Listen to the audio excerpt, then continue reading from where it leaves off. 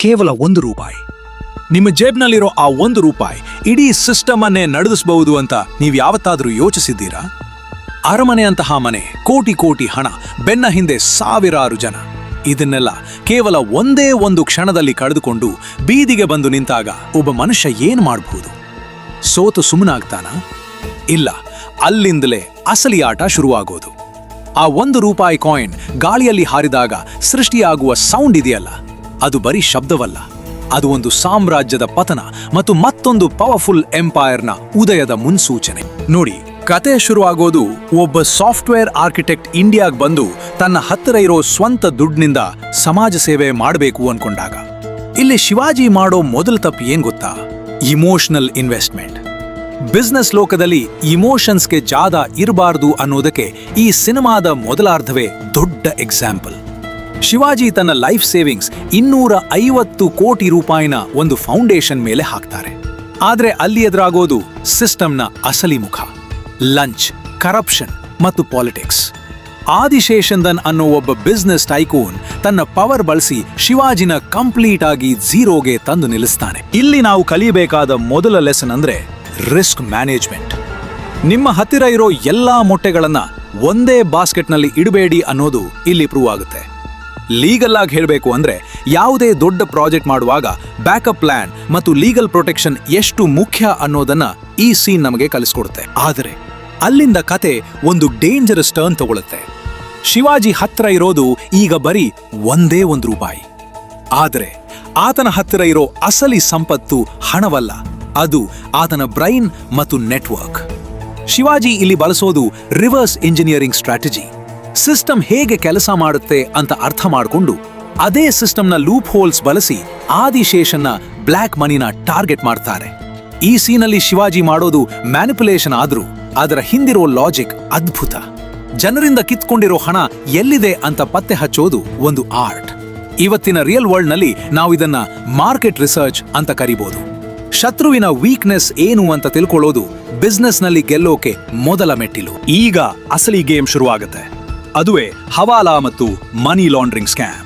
ಶಿವಾಜಿ ಆದಿಶೇಷನ್ ಮತ್ತು ಇತರರ black ಮನಿನ collect ಮಾಡಿ ಅದನ್ನ ವಿದೇಶಕ್ಕೆ ಕಳಿಸಿ ಅಲ್ಲಿಂದ ವೈಟ್ ಮನಿ ರೂಪದಲ್ಲಿ ವಾಪಸ್ ತನ್ನ ಫೌಂಡೇಶನ್ಗೆ ತರಿಸ್ಕೊಳ್ತಾರೆ.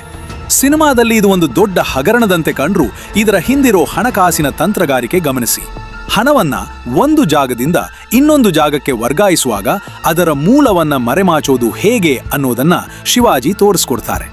ರಿಯಲ್ ಲೈಫ್ನಲ್ಲಿ ಇದನ್ನ ನಾವು ಲೀಗಲ್ ಆಗಿ ನೋಡೋದಾದ್ರೆ ಅದುವೇ ಟ್ಯಾಕ್ಸ್ ಪ್ಲಾನಿಂಗ್. ದೊಡ್ಡ ದೊಡ್ಡ ಕಂಪನಿಗಳು ಹೇಗೆ ಆಫ್ ಶೋರ್ ಅಕೌಂಟ್ಸ್ ಅಥವಾ ವಿವಿಧ ಸಬ್ಸಿಡಿಯರಿ ಕಂಪನಿಗಳ ಮೂಲಕ ಟ್ಯಾಕ್ಸ್ ಉಳಿಸ್ತಾವೆ ಅನ್ನೋದಕ್ಕೆ ಇದೊಂದು ಎಕ್ಸಾಂಪಲ್. ಆದರೆ ನೆನಪಿಡಿ, ಶಿವಾಜಿ ಮಾಡೋದು ಕ್ರಿಮಿನಲ್ಸ್ ಹಣವನ್ನ ಸಮಾಜಕ್ಕೆ ಬಳಸೋಕೆ. ಆದರೆ ನಾವು ನಮ್ಮ ಬಿಸ್ನೆಸ್ನಲ್ಲಿ ಪ್ರತಿಯೊಂದು ಟ್ರಾನ್ಸಾಕ್ಷನ್ ಅನ್ನ ಪಾರದರ್ಶಕವಾಗಿ ಇರೋದು ಅತ್ಯಗತ್ಯ. ಇನ್ನೊಂದು ಪವರ್ಫುಲ್ ಸೀನ್ ಅಂದ್ರೆ ಶಿವಾಜಿ ತನ್ನ ರೂಪವನ್ನೇ ಬದಲಾಯಿಸಿಕೊಂಡು MG ರವಿಕುಮಾರ್ ಆಗಿ ಬರೋದು. ಇದು ಬರೀ ಫೇಸ್ ಚೇಂಜ್ ಅಲ್ಲ, ಇದು ಬ್ರ್ಯಾಂಡ್ ರೆಪೊಸಿಷನಿಂಗ್. ಒಬ್ಬ ವ್ಯಕ್ತಿ ಮಾರುಕಟ್ಟೆಯಲ್ಲಿ ಸೋತಾಗ ಆತ ತನ್ನ ಹಳೆಯ ಇಮೇಜ್ ಅನ್ನು ಬಿಟ್ಟು ಹೊಸ ಬ್ರ್ಯಾಂಡ್ ಆಗಿ ಹೇಗೆ ಎಮರ್ಜ್ ಆಗಬೇಕು ಅನ್ನೋದನ್ನ ಇದು ತೋರಿಸುತ್ತೆ. ಆದಿಶೇಷನ್ಗೆ ಗೊತ್ತೇ ಆಗದಂತೆ ಅವನ ಪಕ್ಕದಲ್ಲೇ ಇದ್ದು ಅವನ ಸಾಮ್ರಾಜ್ಯವನ್ನ ಧ್ವಂಸ ಮಾಡೋದು ಒಂದು ಮಾಸ್ಟರ್ ಕ್ಲಾಸ್ ಸ್ಟ್ರಾಟಜಿ. ಬಿಸ್ನೆಸ್ ಅಲ್ಲಿ ಇದನ್ನ ಕಾಂಪಿಟೇಟಿವ್ ಇಂಟೆಲಿಜೆನ್ಸ್ ಅಂತ ಕರೀತಾರೆ. ಅಂದ್ರೆ ನಿಮ್ಮ ಕಾಂಪಿಟೇಟರ್ ಪ್ರತಿ ನಡೆಯನ್ನ ಗಮನಿಸಿ ಅವರಿಗಿಂತ 2 ಹೆಜ್ಜೆ ಮುಂದೆ ಇರೋದು. ಲೀಗಲ್ ಆಗಿ ಇದನ್ನ ಮಾರ್ಕೆಟ್ ಅನಾಲಿಸಿಸ್ ಮತ್ತು ಇನೋವೇಟಿವ್ ಮಾರ್ಕೆಟಿಂಗ್ ಮೂಲಕ ಅಚೀವ್ ಮಾಡಬಹುದು. ಸಿನಿಮಾದ ಕ್ಲೈಮ್ಯಾಕ್ಸ್ ನಲ್ಲಿ ಶಿವಾಜಿ ತೋರಿಸೋ ಆ ಧೈರ್ಯ ಇದೆಯಲ್ಲ, ಅದು ಒಬ್ಬ ಸಕ್ಸಸ್ಫುಲ್ ಆಂಟ್ರಪ್ರನರ್ ಇರಬೇಕಾದ ಅತಿ ದೊಡ್ಡ ಗುಣ. ತನ್ನ ಪ್ರಾಣವನ್ನೇ ಪಣಕ್ಕಿಟ್ಟು ಸತ್ಯವನ್ನ ಹೊರತರೋದು. ಹಣ ಅನ್ನೋದು ಕೇವಲ ಸುಖಕ್ಕೆ ಮಾತ್ರವಲ್ಲ, ಅದು ಬದಲಾವಣೆಯನ್ನ ತರೋದಕ್ಕೆ ಒಂದು ಇಂಧನ ಅಂತ ಶಿವಾಜಿ ಪ್ರೂವ್ ಮಾಡ್ತಾರೆ. ಬಡವರಿಗೆ ಫ್ರೀ ಎಜುಕೇಶನ್ ಮತ್ತು ಹಾಸ್ಪಿಟಲ್ಸ್ ಕಟ್ಟಿಸುವ ಮೂಲಕ ಒಂದು ಸಸ್ಟೈನಬಲ್ ಮಾಡೆಲ್ ಕ್ರಿಯೇಟ್ ಮಾಡ್ತಾರೆ. ಇದನ್ನು ನಾವು ಕಾರ್ಪೊರೇಟ್ ಸೋಷಿಯಲ್ ರೆಸ್ಪಾನ್ಸಿಬಿಲಿಟಿ ಅಥವಾ CSR ಅಂತ ಕರೀತೀವಿ. ನೀವು ಎಷ್ಟೇ ಹಣ ಗಳಿಸಿದ್ರೂ ಸಮಾಜಕ್ಕೆ ಅದನ್ನ ವಾಪಸ್ ನೀಡಿದಾಗ ಮಾತ್ರ ಆ ಸಂಪತ್ತಿಗೆ ಒಂದು ಗೌರವ ಸಿಗುತ್ತೆ. ಶಿವಾಜಿ ದ ಬಾಸ್ ಬರೀ ಒಂದು ಮಸಾಲಾ ಎಂಟರ್ಟೈನರ್ ಅಲ್ಲ, ಅದು ಮನಿ ಮತ್ತು ಪವರ್ ಬಗ್ಗೆ ಬರೆದ ಒಂದು ಎನ್ಸೈಕ್ಲೋಪೀಡಿಯಾ.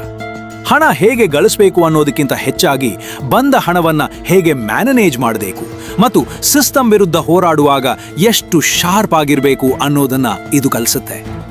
ಶಿವಾಜಿ ಸೋತಾಗ ಆ ₹1 ಅವನಿಗೆ ಹೋರಾಡುವ ಸ್ಫೂರ್ತಿ ನೀಡಿತು. ಇವತ್ತು ನಿಮ್ಮ ಹತ್ತಿರ ಏನೂ ಇಲ್ಲ ಅನ್ಕೊಂಡ್ರೂ ಪರವಾಗಿಲ್ಲ, ನಿಮ್ಮ ಐಡಿಯಾ ಮತ್ತು ಆ ₹1 ಆತ್ಮವಿಶ್ವಾಸ ಇದ್ರೆ ಸಾಕು, ನೀವು ಕೂಡ ಒಂದು ಸಾಮ್ರಾಜ್ಯ ಕಟ್ಟಬಹುದು. ಆದ್ರೆ ಇಷ್ಟೇನಾ? ಹಣದ ಈ ಆಟ ಇಲ್ಲಿಗೆ ಮುಗಿಯಲ್ಲ. ಬ್ಲ್ಯಾಕ್ ಮನಿ ಬಗ್ಗೆ ನಾವು ಮಾತಾಡಿದ್ವಿ, ಆದ್ರೆ ಅದೇ ಬ್ಲ್ಯಾಕ್ ಮನಿ ಇವತ್ತಿನ ಡಿಜಿಟಲ್ ಯುಗದಲ್ಲಿ ಹೇಗೆ ರೂಪಾಂತರಗೊಂಡಿದೆ? ಮುಂದಿನ ವಿಡಿಯೋದಲ್ಲಿ ನಾವು ಅಂತಹದ್ದೇ ಒಂದು ಶಾಕಿಂಗ್ ಸತ್ಯವನ್ನ ರಿವೀಲ್ ಮಾಡೋಣ. ಅಲ್ಲಿಯವರೆಗೂ ಯೋಚನೆ ಮಾಡ್ತಾ ಇರಿ, ನಿಮ್ಮ ಜೇಬಿನಲ್ಲಿರೋ ಆ ₹1 ಮುಂದಿನ $1 ಬಿಲಿಯನ್ ಐಡಿಯಾ ಆಗಿರಬಹುದಾ?